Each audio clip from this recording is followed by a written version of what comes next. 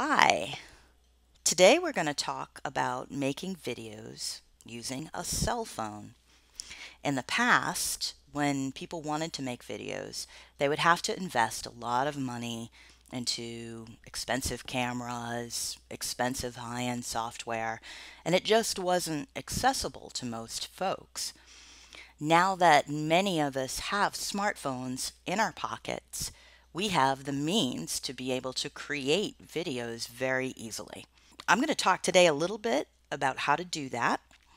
We'll take you through some of the pre-planning process of making a video. We'll talk about some simple techniques for shooting better looking video on your cell phone.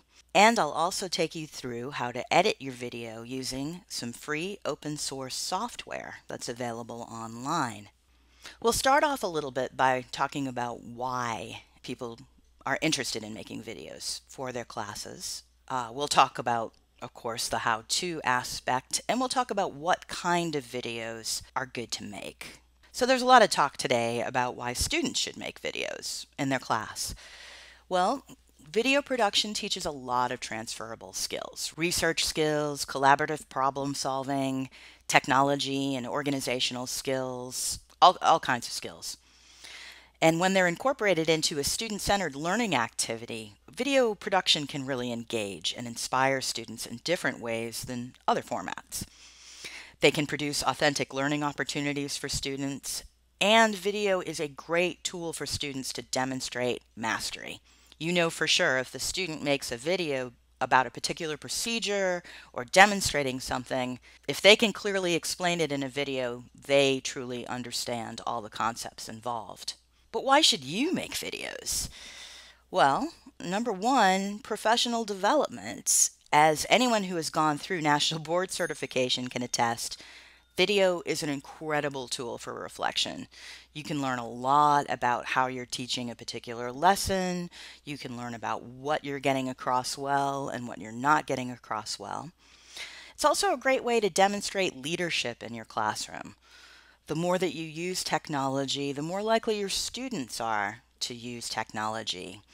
You're basically leading by example. It's also where your students are. According to this article from 2016, younger viewers watch 2.5 times more internet video than TV. Watching video on YouTube or online is where they spend their time. They spend a lot of time outside of school there. So making videos makes sense to be in a place where your students already are. What types of things are they watching? Well, primarily, they're watching videos that are uploaded by ordinary people. Now, this is from a 2016 study and focuses primarily on 18 to 34-year-olds, but it does show you the trend of where things are going in the future. And what people are watching, especially young people, are videos uploaded by people just like you or me. So what kinds of videos are good for you to make? Well, if you're teaching any kind of online course, a course welcome or a welcome video to start off every module is really great. Videos are wonderful for icebreakers. They're good for launching a group discussion and kind of mini lecture. Any kind of demonstration or simulation, anything that you do over and over and over again is a great candidate for a video. Video is also a great way to give feedback to students. If you spend a lot of time grading and writing a lot of comments, sometimes it's much quicker to be able to just use the webcam on your computer and make a quick video. That way, when you're speaking to a student more directly using video, you're conveying much more clearly with your voice, with body language, what you're trying to communicate to the student. And I think it gives you a subtler way to be able to give feedback and constructive criticism. How-to videos are useful. They're great for teaching software or any kind of procedure. And there's also what many of you have heard of as the flipped classroom model. The flipped classroom model is where students watch primarily your lectures or most of the content as homework, and then in class, they do more of the higher level learning in more of a collaborative environment where they can work with you one-on-one, ask questions. There's a lot of information out there about this model. I'm not going to get too deeply into it, but you can definitely do some research and find out ways to use video in your classroom. So yeah, great. Video sounds great. But there's one problem. Sometimes folks shoot video and it looks a little bit like, a picture your Aunt Margaret might take, where there's a lot of space at the top of the head. Maybe it's just not composed in the best way, and you think, can't really make anything that looks that good or that professional. And your cell phone video camera is not going to be as good as a professional camera, but you can certainly make a video with your cell phone that is acceptable. So the learning objectives for this lesson is by the end of this, you will be able to identify basic composition techniques like the rule of thirds. You'll also be able to locate favorable lighting and sound recording conditions. You will be able to import, edit, and export video on your computer. And you will have created a short video using free open source video editing software called Shotcut. Okay, well, let's go ahead. And first we're going to talk about your cell phone and how to make the footage that you shoot on your cell phone look a little better. If I was going to stop this lesson right here, we could say, step 1, turn your phone sideways. Step 2, you're done. A lot of people tend to shoot video holding their phones vertically. If you hold your phone horizontally, it's much better because your TV or your screen sits horizontally, not vertically. So when you hold your phone and you're filming horizontally, you can use a lot more of the real estate on the screen. Now, there are people in social media that would argue vertical is better because a lot of people do watch videos on their phones and they don't flip their phones. I would argue that could be the case, but for our purposes, we want to use as much of the real estate on the screen as we can, because absolutely everything that you show on the screen is communicating something. So this is a shot from a very famous movie called Citizen Kane. We have things in the foreground, the midground, and the background. Every single element that is on the screen right now was planned by Orson Welles, the director. Everything you show in the screen is communicating a message. Now we're going to talk about basic composition and the rule of thirds. The rule of thirds is very basic. The idea is that you frame up your composition, or you frame up whatever you're going to shoot, photo, video, doesn't matter. You cut the frame into thirds like a tic-tac-toe board, and you put the points of interest where the lines intersect. So now I'm going to show you some examples of still photos using the rule of thirds. So this is from a Beyonce video called Hold Up, and you'll notice where the lines are intersecting is where the points of interest are. If you watch the entire video, you will notice that almost every shot used in this video utilizes the rule of thirds. This is often used in landscapes. A lot of times the temptation is to rest the horizon right in the middle of the screen. However, if you move it to the upper third or the lower third, depending on if you want to concentrate on the sky or the landscape itself, you'll get a much more balanced and interesting looking photo. Nature photography also utilizes the rule of thirds. Extreme close-ups also utilize the rule of thirds. Again, always notice where the lines are intersecting. The rule of thirds is not just used in close-ups, it also works in wide shots. And it's not just for singular people, it works for groups as well. I really encourage you to take some time, and the next time you're watching TV, if you're watching an ad or you're watching any kind of video, notice the composition. Notice if you took that and mentally cut the image up into a tic-tac-toe board, notice where these lines would intersect, and you'll see that a lot of times this composition rule is utilized almost universally. Okay, right here I want to pause for a quick activity. I want you to take 2 still photos with your cell phone. The first still photo will utilize the rule of thirds, and then the second photo, don't use the rule of thirds. And I want you to compare the two photos and what they look like. These photos can be of anything you want, but I want you to get an understanding of the difference by actually taking the photos. Okay, in part 2, we're going to talk about finding the best conditions for you to shoot video. The biggest thing that comes to mind right away is light. Don't put your subjects in front of light or they will not look very good. You'll get a very silhouette effect and you won't be able to see the details of what's happening. I would highly recommend, if you're going to shoot video with your cell phone, to shoot outside if you can. That's where you're going to get the most light. If you do have to shoot inside, put on a lot of lights. Turn on as many lights as you can. Next, we're going to talk about audio. Audio is arguably the most important part of your video. There's an old saying that audio without video is radio, and video without audio is nothing. People will watch a video as long as they can hear what's happening, but you'll notice that even if the video looks okay, but they can't really hear it, they might not watch it. Audio is very, very important, and it's often the most overlooked part of video. So when you're looking for a place to shoot some video, you really want to listen for background noise and try and avoid it. You're going to avoid things like loud air conditioners, refrigerators. You're going to avoid running water, rooms with lots of echoes or background noises like TVs or radios. So the microphone on your cell phone isn't incredibly powerful. It's really designed for you to be able to talk on the phone and have a conversation. So if you're standing really far away from whatever you're trying to record, you're not going to get very good audio. If you're shooting video with your cell phone, about 2 feet is ideal.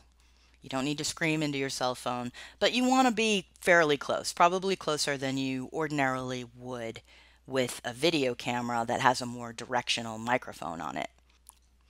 Other tips. So one thing a lot of people run into when they first started shooting video with their cell phones is that the video is very shaky.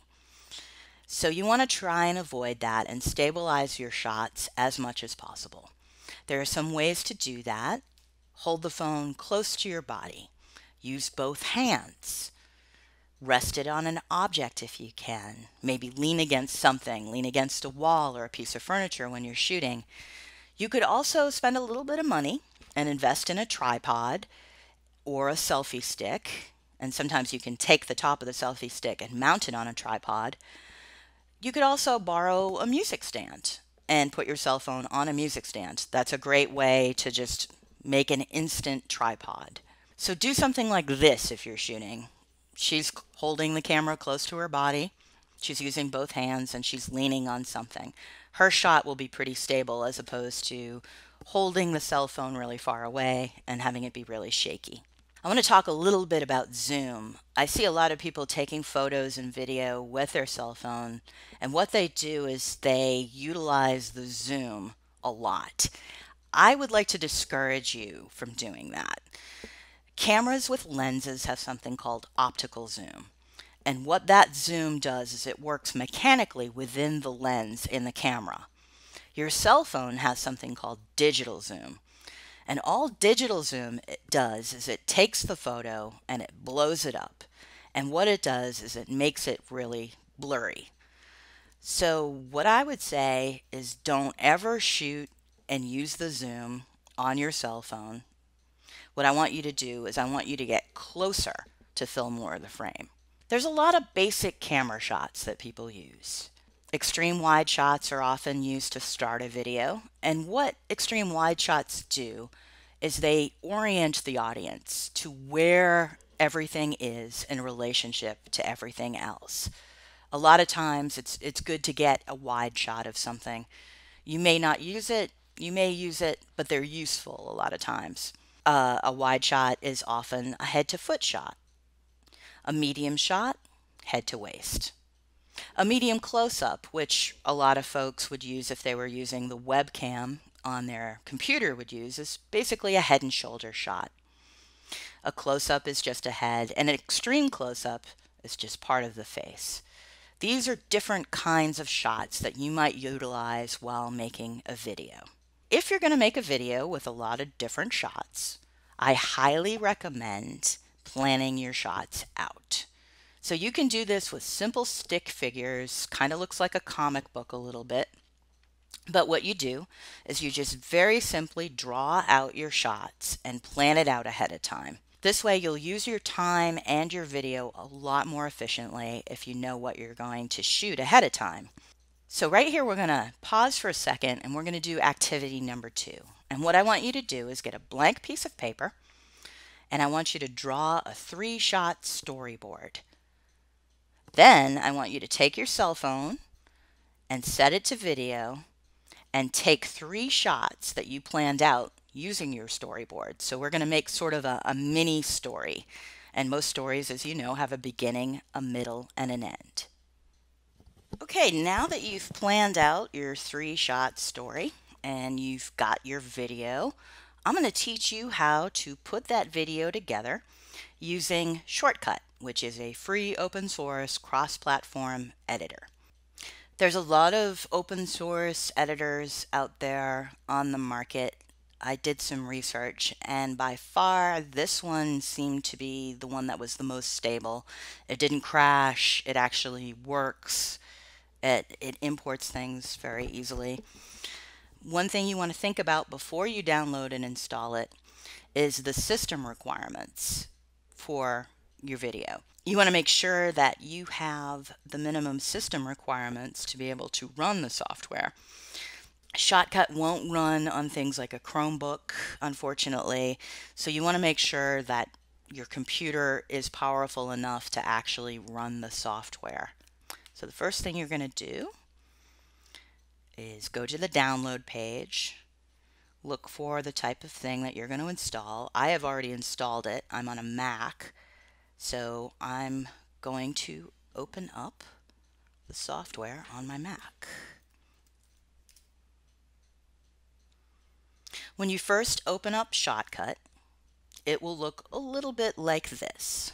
It's a little complicated. It was designed by people who started with Linux, so it's not the simplest software in the world, but there's really no reason to get super intimidated by it.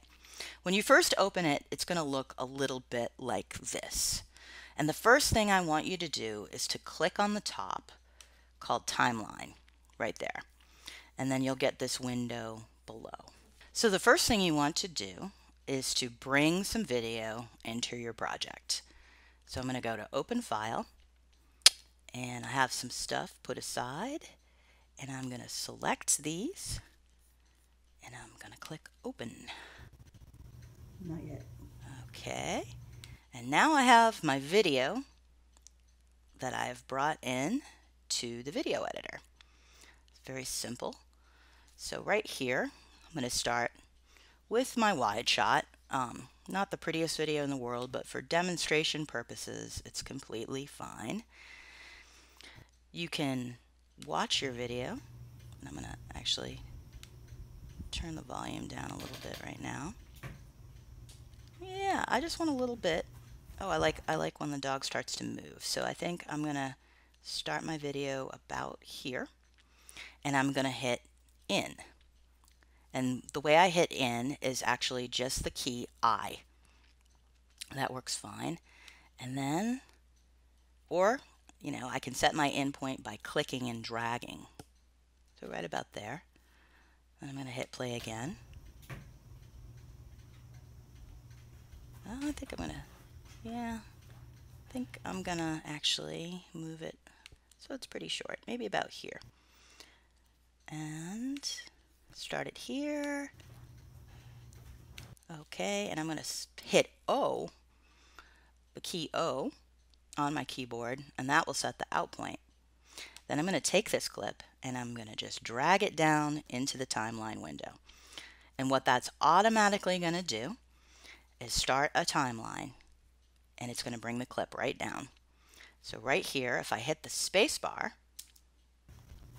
I can watch a little bit of what the video is doing. Okay, so now I'm going to go to this shot right here, and the doorbell's going to ring. So I'm going to use here, and I'm going to grab my playhead, and I'm going to find a point where I want this shot to start. Okay, I think I want to do it before the hand comes in. So maybe here, I'm going to hit I. I'm going to hit the space bar again, doorbell, and right when the hand leaves the doorbell, I'm going to hit O. Then I'm going to take that shot and I'm going to drag it into the timeline. And I'm going to butt it right up against the other shot. So now if I use my playhead here and I hit the space bar or play, I can sort of preview what's happening. There's the dog sleeping. We know the doorbell's going to go. And what's going to happen now? So here's the dog sleeping again. I'm going to go here, and I know that the doorbell rings.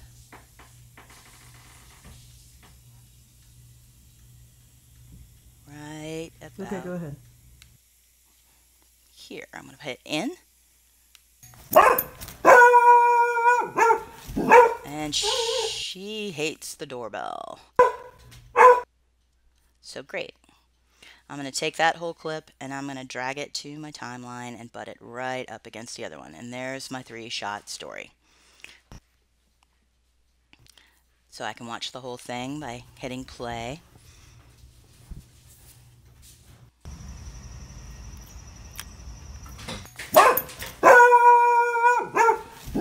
There we go. There we go. So we have a quick thing. I was feeling like the beginning shot might have been a little bit too long, and I think I'd like to shorten that. So I can do that right in the timeline. I can scooch things up a little bit, and I can drag the clip like that. Yeah, maybe that's good. Maybe just a little shorter. We just need to sort of let people know what's happening, and then scooch things back to the beginning again. That's cool, right there. And let's see what it looks like now. So there's my wide shot. Ding dong. There we go. Okay, so there's my 3-shot story. I did that by bringing the footage in, setting endpoints out in and out by hitting I and O, and then dragging it into the timeline. And that's what you're going to do with your 3 shots. It's pretty simple. There's other ways to cut too. You can cut footage, say I want to cut out of this clip a little faster. I can go here and I can rest my playhead here. And I can right click and do split at playhead. And I can get rid of that shot. So there's a lot of different ways you can clip things, shorter or longer, in any way that you want. So right now what I want to do is I want to add a little music underneath. So I'm going to hit right click and add audio track. Then I'm going to open a file and I'm going to look for this piece of music that I brought in.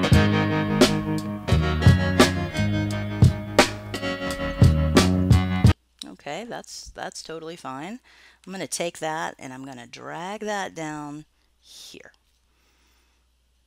Now look what happened. It is very long. I can use my zoom to be able to see more of the timeline.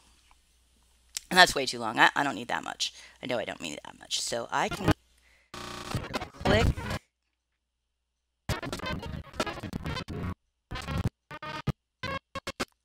So I can click and drag down and make it a lot shorter. And then I can readjust by using this right here. Just make it a little shorter. That's good right there. Now I know that I don't want the audio probably to be that loud. Let's see.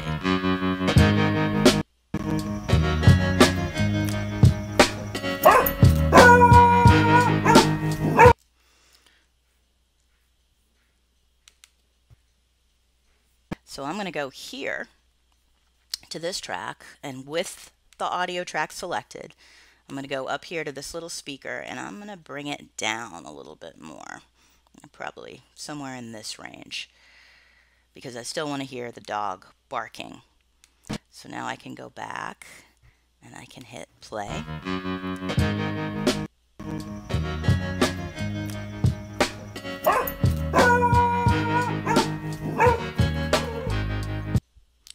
Great. Now I want a little bit of a fade at the beginning. A lot of videos start with a fade up or a fade down. So to do that and to do a lot of things in Shotcut is to come up to filters. So right here in this shot, I'm going to hit add filter. And then I have a lot of different options. And what I want to do is I want to fade in the video. And what I can do is I can change the duration. I want there to be a 1 second fade up is totally fine. That works for me. And let's see what it looks like. So I drag the clip down here. I hit the space bar. And there's my fade. There's my fade. And the music already kind of has a natural fade in it at the beginning. So I'm gonna leave that fade there, but what I would like is for the video to fade out at the end and the audio to fade out at the end. So I'm gonna select my video clip at the end.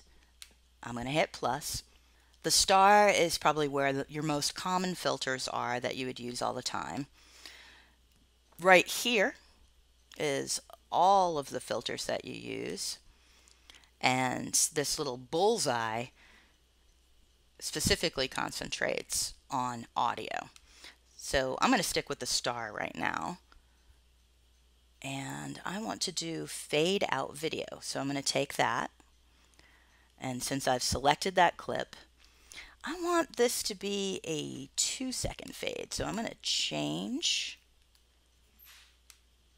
the duration on that, and we're going to see what that looks like. I'm going to go back here and fade out. And I want the music to fade out as well. So I'm going to hit plus on the filters and fade the music out. And I want that to also be a 2-second fade. So let's see what that's like.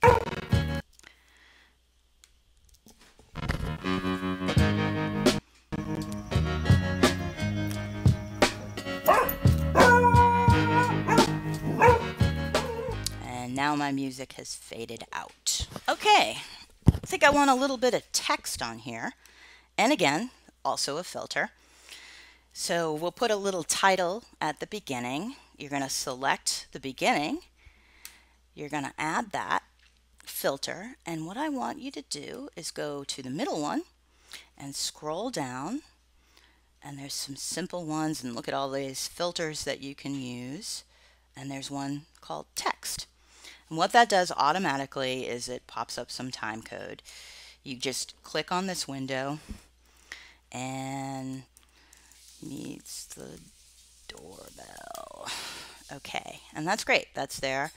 I can change the font. I can do whatever I want. There's all kinds of fonts that work, anything like that. Okay, great. Then I can click on this window. I can move it around. I can also click and drag the corners, and that will change the size of the font. And then if I grab the circle, I can put it right in the middle, right there. So that's good. Let's see what that looks like. So I'm going to come down here and take a look at what it looks like.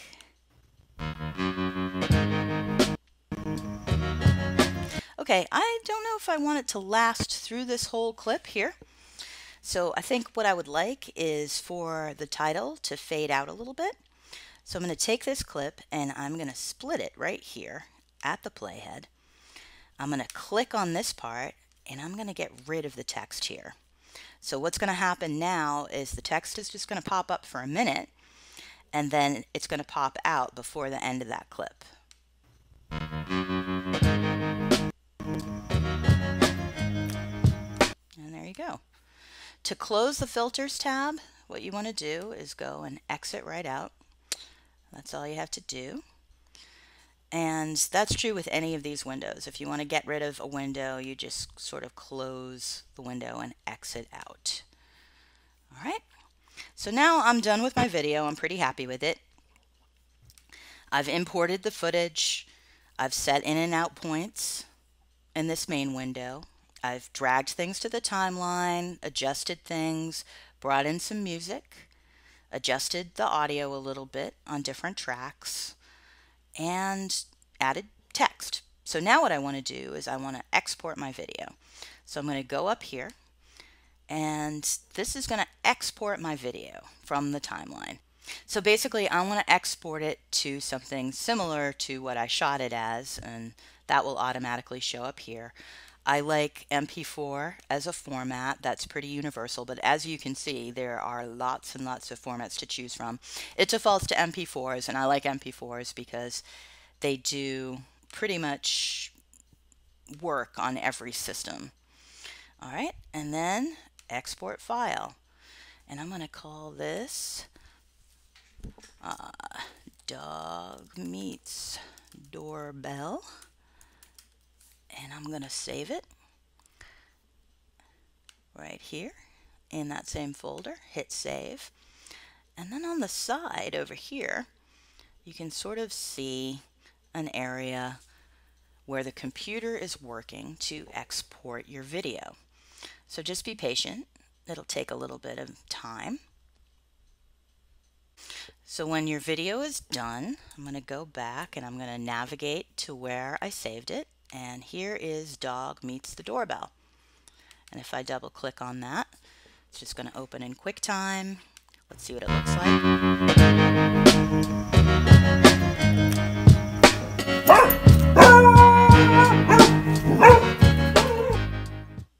And there it is, just a 3-shot story that I shot with my cell phone in about 5 minutes and edited right here. And I'm hoping that by the time that you play with this a little while, you'll be comfortable enough to use the software and play with it.